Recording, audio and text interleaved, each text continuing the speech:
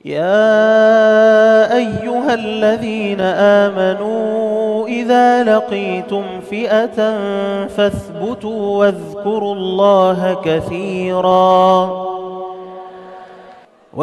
الله كثيرا لعلكم تفلحون.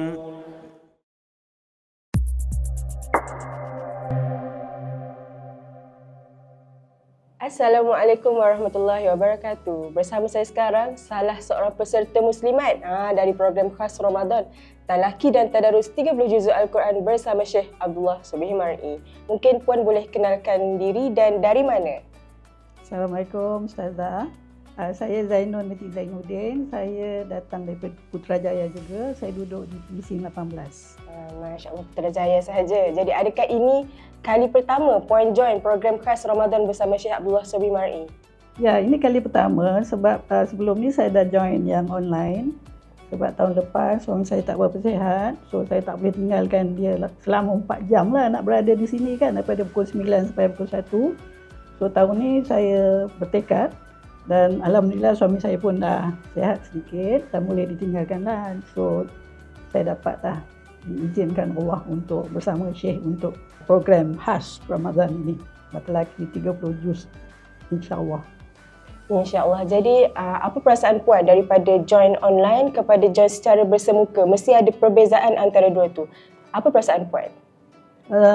Memanglah berbeza sebab online kita duduk tengok TV saja di depan, tengok komputer kan.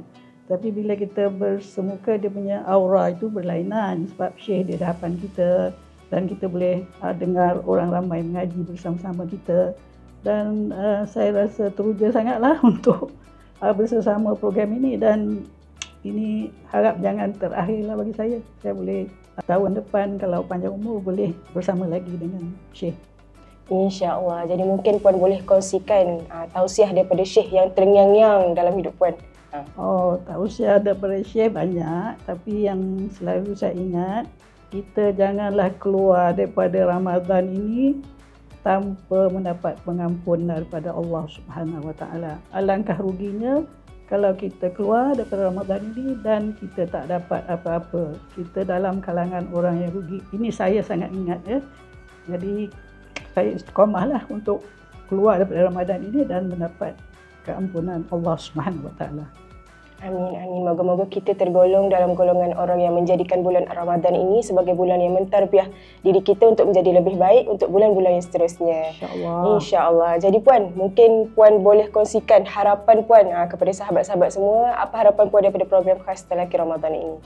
Harapan saya rasa ini program yang sangat baik dan harus diteruskan dan Syekh pun seorang Ahlul Quran yang sangat tinggi ilmunya dan kita rasa bertuahlah dapat berkongsi ilmu dan banyak ilmu yang diberikan oleh Syekh kepada kita setiap hari. Beliau bila tadabbur ayat-ayat suci Al-Quran kan, selain kita membaca, beliau juga akan terangkan ayat-ayat yang penting, apa yang kita harus buat dan lihat ayat-ayat itu dengan jelas dan faham dengan jelas ya. Jadi saya rasa harapan saya ramai lagi lah yang boleh join bersama-sama kita dalam program khas Ramadan ini. InsyaAllah, mungkin insyaAllah tahun depan kita ramaikan lagi daripada tahun ni. Jadi Puan, akhir kalam sebelum kita berhenti interview ni, mungkin Puan boleh beri kata-kata terakhir untuk Akademi Nasyur Quran. Akademi Nasyur Quran ini saya berkenalan selepas saya belajar katatib ya dengan Syekh. Sebelum itu saya pun tak berapa rapatlah dengan Nasyur Quran. Tahu saja ini tempat cetakan Quran yang kedua terbesar di dunia. Tetapi program-programnya jarang diikuti. Selepas saya belajar katatib bersama Syekh, saya rasa akademi ini sangat baik dan memang boleh maju ke hadapan lagi lah pada masa akan datang. InsyaAllah. Terima kasih Puan. Sama-sama. Terima kasih semua. Jadi insyaAllah kita akan bertemu dengan peserta seterusnya dalam program khas Ramadan Talaki dan Tadarus 30 Juzuk Al-Quran bersama Syekh Abdullah Subhi Mar'i. Assalamualaikum warahmatullahi wabarakatuh.